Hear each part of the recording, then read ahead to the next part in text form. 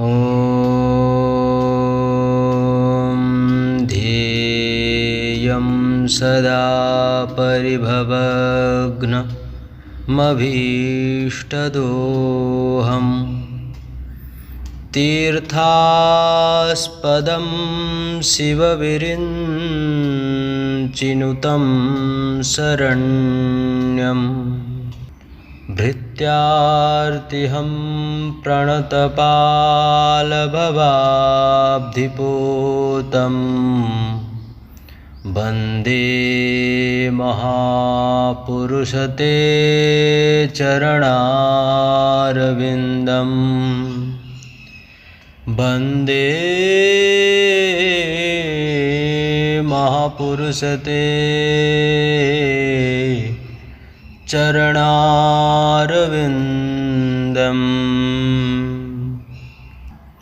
हरे कृष्ण कृष्ण कृष्ण हरे हरे, हरे राम राम राम हरे हरे। सर्वप्रथमस्मदीय गुरुपाद पद्म नितलीला प्रविष्ट ओम विष्णुपादय स्तोत्र सतश्री श्री श्री श्रीमद्भक्ति वेदांत पूज्यपाद श्री गुरुदेव नारायण गोस्वामी गुरु महाराज जी के चरण कमल में अनंत कोटि साष्टांग दंडोत प्रणाम करते हुए अहेतु की कृपा की प्रार्थना करते हुए हम लोग गुरुपाद पद्म चरणाश्रय होकर भगवान श्री नृसिंहदेव एवं भक्त प्रवर प्रहलाद महाराज जी के जीवन चरित्र को श्रवण करेंगे। भक्त प्रवर प्रहलाद महाराज भगवान नृसिंहदेव से कह रहे हैं कि हे प्रभु, आज तक जो किसी को भी प्राप्त नहीं हुआ है वह सब कुछ आपने इस प्रहलाद को प्रदान कर दिया है। जो ब्रह्मा जी को भी प्राप्त नहीं हुआ है, शिव को प्राप्त नहीं, यहाँ तक कोई देवी देवताओं को भी प्राप्त नहीं हुआ है, यहाँ तक स्वपत्नी लक्ष्मी देवी को भी जो प्राप्त नहीं हुआ है, वह वस्तु मुझे प्राप्त हो गया अति सहज से। वह वस्तु आपने मुझे प्रदान कर दी है। क्वाहं रजः प्रभाव ईशतमोऽधिकेऽस्मिन् जातः सुरेतकुले क्व तवानुकम्पा न ब्रह्मणो न तु भवस्य न वै रमाया यन्मेर्पतिः सरसे पद्मकरः प्रसादः। श्रीमद्भागवत महापुराण 7-9-26 में प्रहलाद महाराज जी कह रहे हैं, हे प्रभु, प्रहलाद महाराज जी भगवान नृसिंहदेव को कहते हैं कि हे प्रभु, आप एक ही आशीर्वाद दीजिए कि जो इन इंद्रियों के इन इंद्रियों के दास बन बैठे हैं, यह इंद्रियां हमारे बस में रहें। वर्तमान हम और आप सब इंद्रियों के बस में हैं। हमारे समस्त इंद्रियां हैं, वह इंद्रियों को जो आवश्यकता है वह हम उसे समय के अनुसार में पहुंचा रहे हैं, तभी वो इंद्रियां काम कर रही हैं। तो हम क्या हैं? इंद्रियों के दास, भगवान के दास नहीं। वर्तमान हम सब इंद्रियों के दास हैं, इंद्रियों का सेवा में ही लगे हुए हैं। हम अपना इंद्रियों के दास बन बैठे हैं। परंतु भक्त प्रवर प्रहलाद महाराज जी भगवान नृसिंहदेव से यह कह रहे हैं कि यह सभी इंद्रियां हमारे बस में रहें। बहु पत्नियों के बीच में जैसी विडंबना होती है, ऐसे ही इंद्रियों के बीच में हम जीवों की विडंबना हो रही है। यह जितने भी इंद्रिय जन्य सुख है, यह सब खुजली के समान है। मन्यैथुनादिगृहमेधिसुखं हि पुच्छं कंडोयनेन करयो रिव दुःख दुःखम।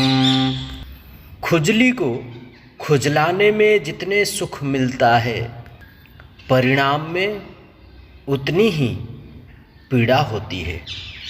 किसी भी स्थान पर अत्यंत तीव्र गति से पीड़ा खुजली हो, उस जगह में यदि खुजला जाए तो खुजलाने के बाद वह स्थान पीड़ा भी होती है। यह संसार के समस्त विषय इसी प्रकार से ही है। जैसे किसी को रसगुल्ला खाने में बहुत ही अच्छा लगता है, स्वाद में 2-4 ज़्यादा डकार गए, परिणाम क्या होगा? हजम नहीं हुआ, बदहजम हो जाएगा, खट्टी डकार आ रही है, पेट खराब हो रहा है। अब रसगुल्ला के नाम से नफरत हो रही है। वही रसगुल्ला को हम कितने स्नेह करते थे, कितने प्रेम करते थे, कितना आदरपूर्वक ग्रहण कर रहे थे, खा रहे थे, परंतु अब उसी रसगुल्ला को ही देखकर हमारा मन में नफरत की भावना पैदा हुई। अब रसगुल्ला के नाम से नफरत हो रही है। ठीक इसी प्रकार का स्थिति, यही स्थिति विषयों की है। प्रहलाद जी कह रहे हैं, प्रभु, जो अजितेंद्रिय पुरुष है, जो इंद्रियों को जीते नहीं है, अजितेंद्रिय पुरुष हैं, जिनकी इंद्रियां बस में नहीं हैं, उनके लिए तो मौन व्रत, स्वाध्याय, तप, संयम, जप आदि जितने भी मोक्ष के साधन हैं, वह पेट के साधन बनकर रह जाता है। पेट के साधन भी हमेशा के लिए नहीं बनते। जब तक लोप नहीं खुलती, जब तक लोप नहीं खुली, तभी तक दंभ प्रकट हो जाने के बाद पेट के साधन भी नहीं रह जाते। इस प्रकार प्रहलाद जी ने बड़ी अद्भुत स्तुति की भगवान नृसिंहदेव की। भगवान प्रसन्न होकर बोले, बेटा कुछ वर मांगो। प्रहलाद महाराज जी बोले, माम प्रलोभयत। प्रहलाद जी क्या कह रहे हैं? माम प्रलोभयत, अर्थात यह लेने देने के प्रलोभन ना दीजिए। अरे लेना देना तो व्यापारियों में होता है, भक्त भगवान के बीच में लेना देना कहाँ से आ गया? भगवान बोले, बेटा तू मांगेगा तो मुझे बहुत ही प्रसन्नता होगी। प्रहलाद जी बोले, हे प्रभु, जो भक्त इसीलिए कर रहे हैं कि प्रभु से कुछ मिलेगा, जो भक्त इसलिए साधन भक्ति कर रहे हैं कि प्रभु से हमें कुछ मिलेगा, मेरी दृष्टि में वह भक्ति नहीं है। भक्त प्रवर प्रहलाद महाराज जी कहते हैं, प्रहलाद जी क्या कहते हैं? वह भक्ति नहीं है। तो हमारा स्थिति क्या है? हम सबका स्थिति क्या है वह सोचिए। क्या भक्ति करके, भगवान का सेवा पूजा आराधना करके, भगवान का भजन करके, भक्ति करके भगवान से कुछ चाहना उचित है, मांगना उचित है या नहीं? यह निर्णय हम सबको ही करना है। तो इसलिए जो भगवान का भक्ति करके जो भगवान से कुछ चाहता है, कुछ मांगता है, वह भक्त नहीं है, वह भक्ति भी नहीं है।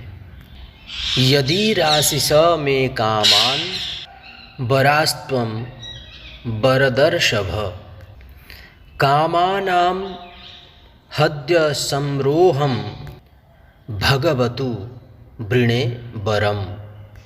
प्रहलाद जी का वचन को सुनकर नृसिंहदेव प्रभु गदगद हो गए।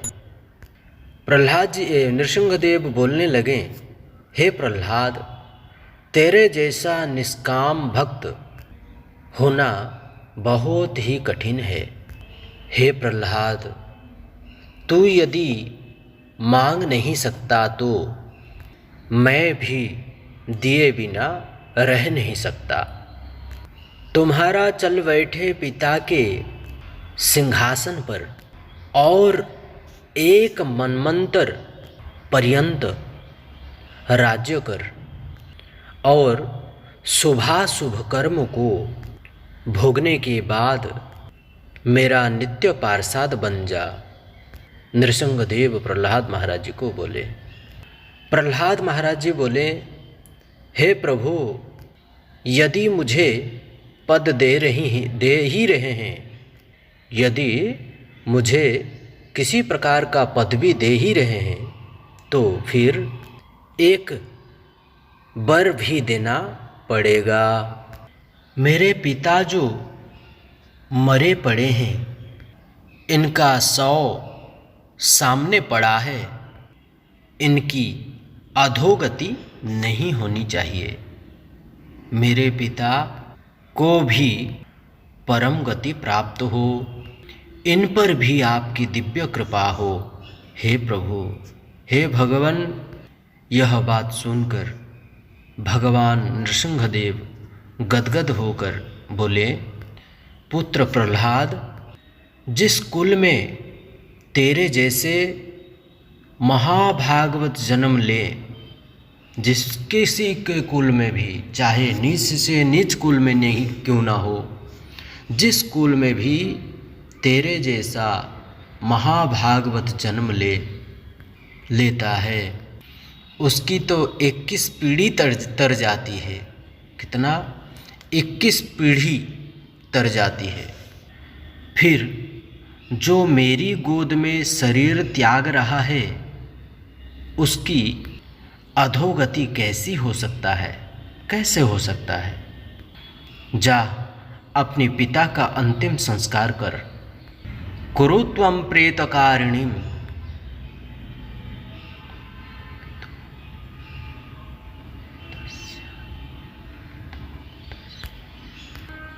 पितुः पुतस्य सर्वशः।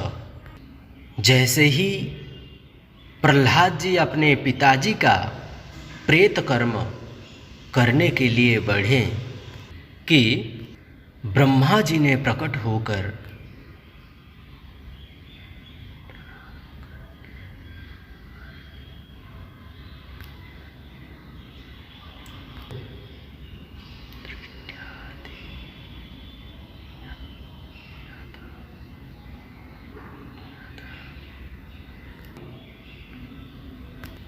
लोक संतापनो सुरः।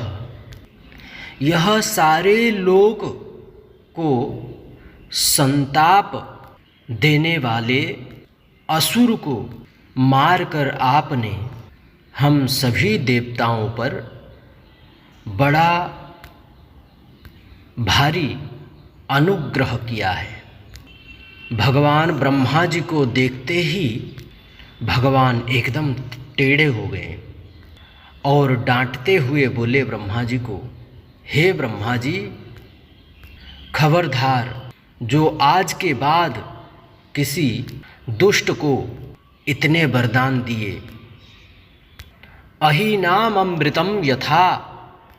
हे ब्रह्मा जी, तुम सर्पों को अमृत पान कराते हो।